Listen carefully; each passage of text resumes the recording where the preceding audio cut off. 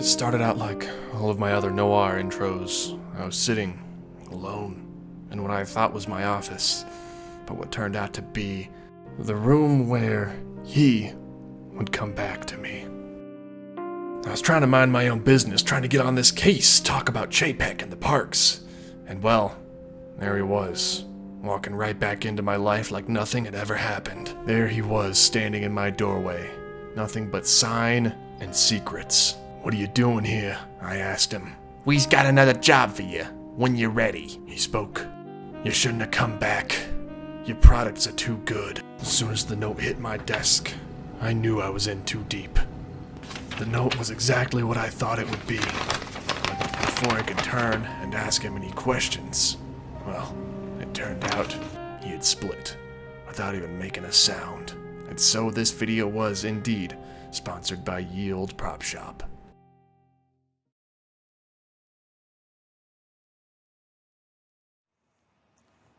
Well, in addition to all the health guidelines that we've been following across the world, you know, masks, temperature checks, increased hygiene, 6-foot social distancing, we're also going to be introducing a new reservation system that's going to enable our guests to have a great time no matter when they choose to come to Disney.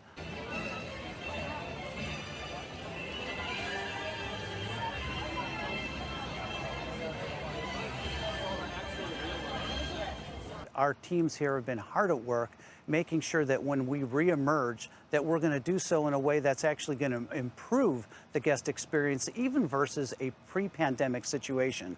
Purchase Disney Genie Plus service with your ticket to use our new Lightning Lane entrance at a variety of attractions. You'll save time in line as you make one available selection at a time throughout the day. And our guest satisfaction scores since we've reopened across the world have shown that indeed our guests are even more satisfied than they were prior to the pandemic.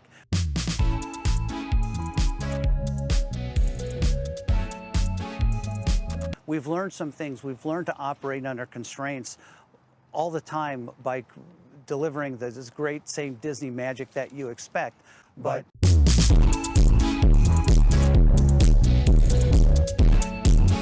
we've gotten even better and better at it, and I think it's going to create a re-emergence scenario where magic is going to be even greater for our guests when they do come back to our parks. We shall see about that, Bobbert Chapek. We shall see.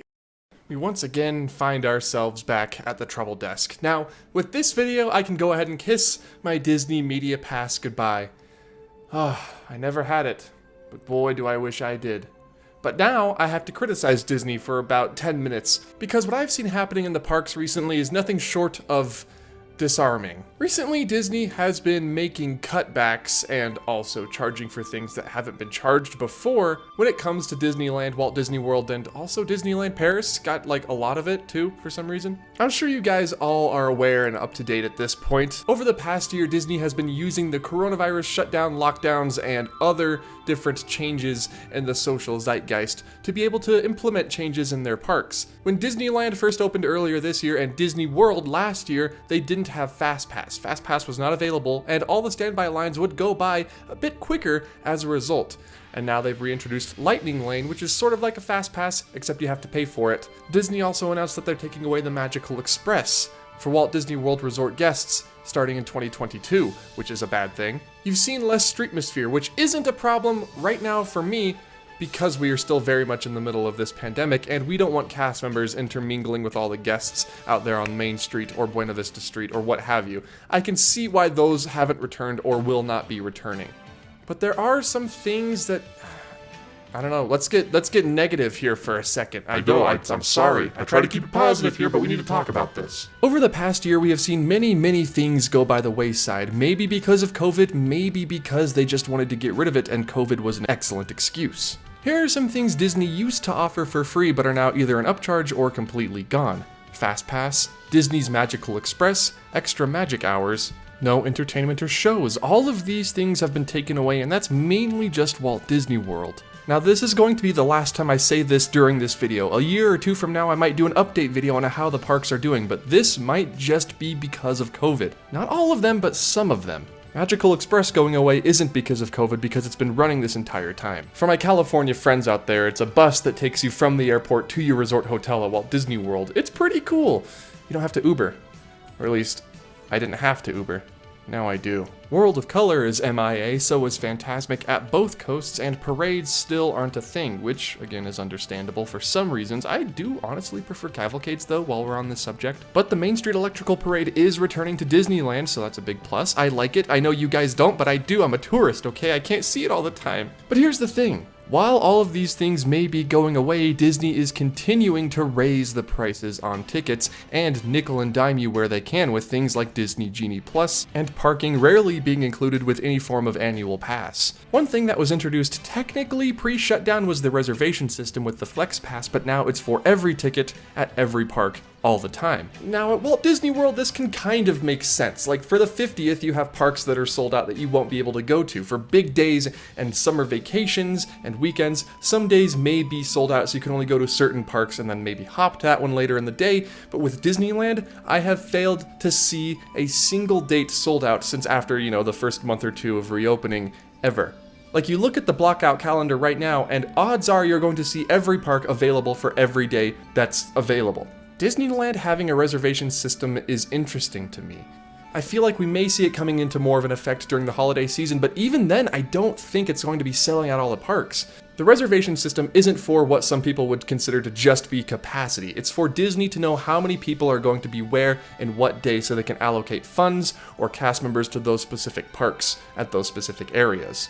Disney likes the reservation system. They like knowing where people are going to be. The guests do not. It's an extra step, and on top of the ticket, you may be told where you can or can't go for a certain day, and that's not fun. Nobody likes making reservations.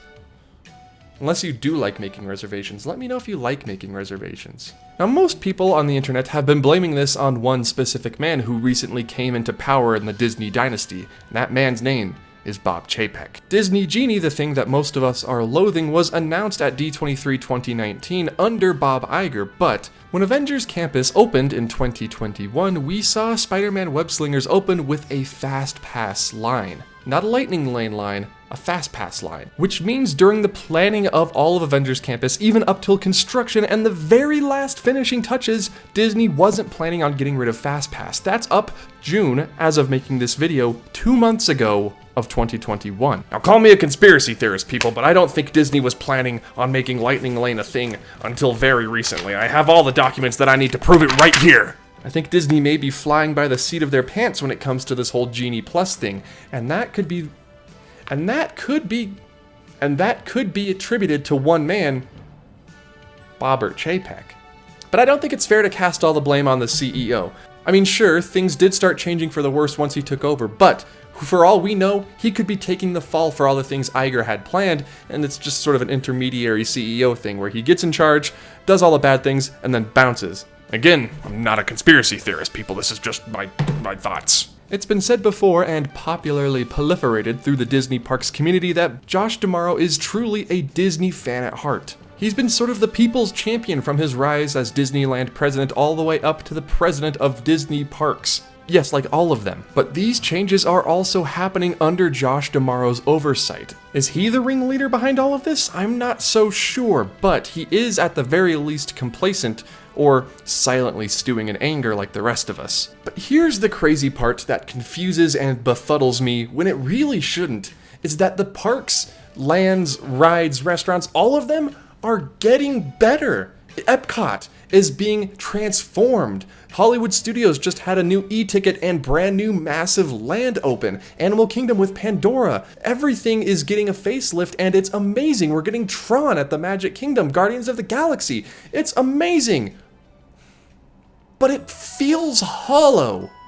Taking away the logistical aspects of the park like Genie Plus, Fast Pass, and Magical Express, the parks are improving. They really are. California Adventure just got Avengers Campus, an amazing land that has a subpar attraction, but still the land around it is fantastic. And so are we sort of second-handedly paying for these improvements with Genie Plus and the loss of different things around the resorts? Or is this just a cost-cutting measure? Because believe me, I've looked.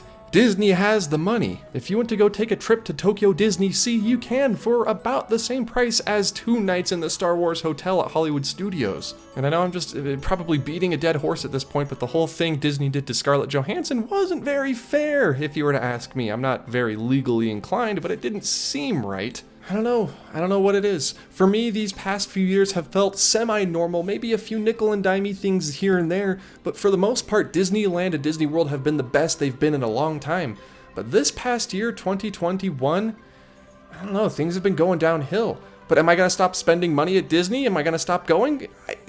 I hope not. I hope I'm not priced out. If you want to ride the Magical Express, you sure can't, but you can wait until 2026 when Brightline opens a railroad that will go from the airport to Disney Springs with a bunch of stops in between, and then after you'll have to get on a bus, which is, you know, what would take you from the airport to your hotel at Disney World to go to your hotel from Disney Springs. It all seems too convoluted to me.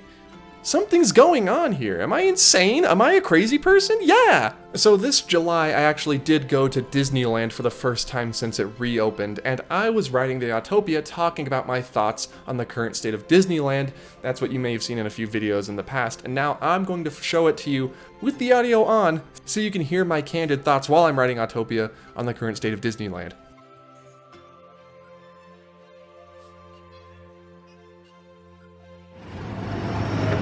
Thank you, Mike. Alright. Camera on me.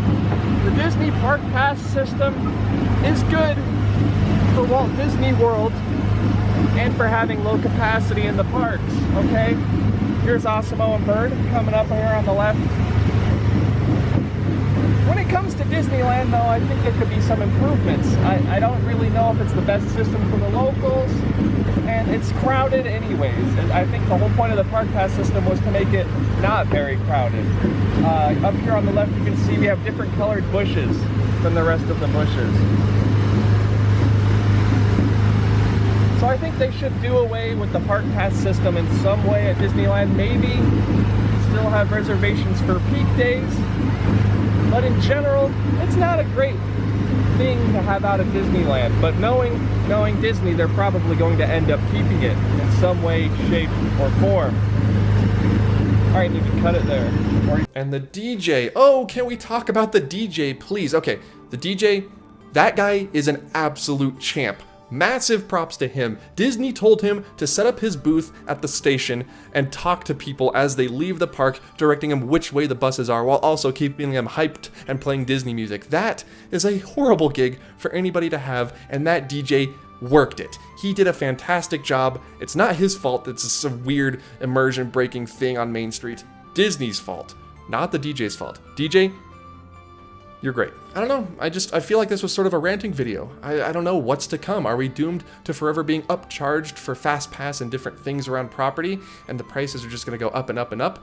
Disney needs to control the capacity somehow, and that's what I think maybe some of this comes down to. They're trying to keep the guest experience up because lower capacities, lower crowds makes it so people enjoy the parks more. They can ride more rides, get more food, buy more merchandise without being stressed. But where do you draw the line between managing the park size and crowds and the guest experience? Maybe people will pay more for Genie Plus. Maybe more people will pay for it than I think. I don't know.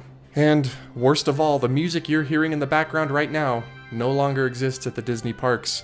Bob Chapek himself went to Epcot and told them to take the Interventions loop out of Future World, and now it's gone, relegated to the realm of Disney history. That actually does make me very sad. And now, the place you'll hear it in the future is here on the Offhand Disney Channel, not at Epcot. I don't know, where's the line for you guys? I don't think I've reached mine quite yet, but we are very close to the abyss.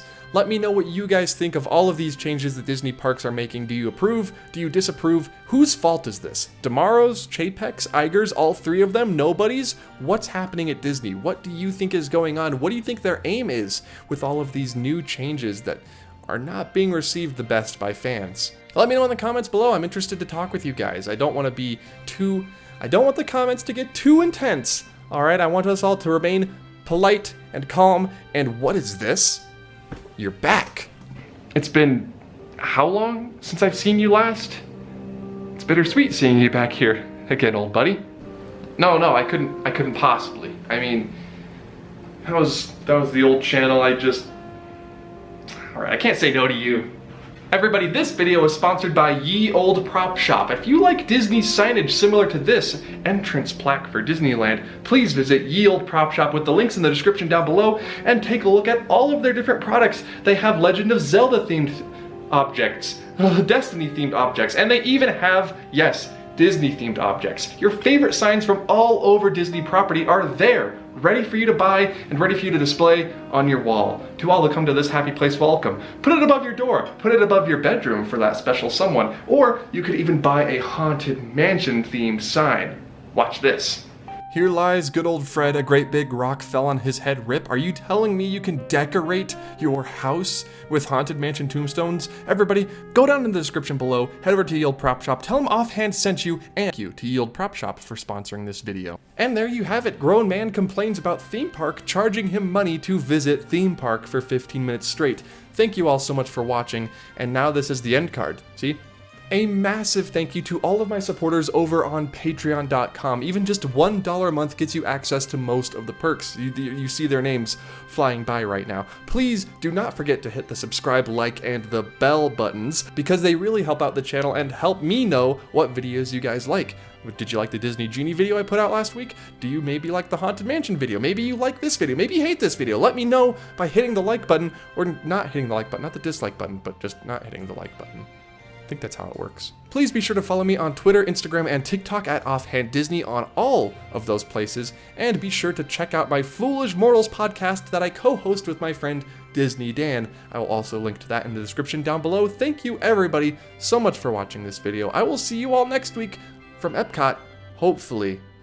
Goodbye.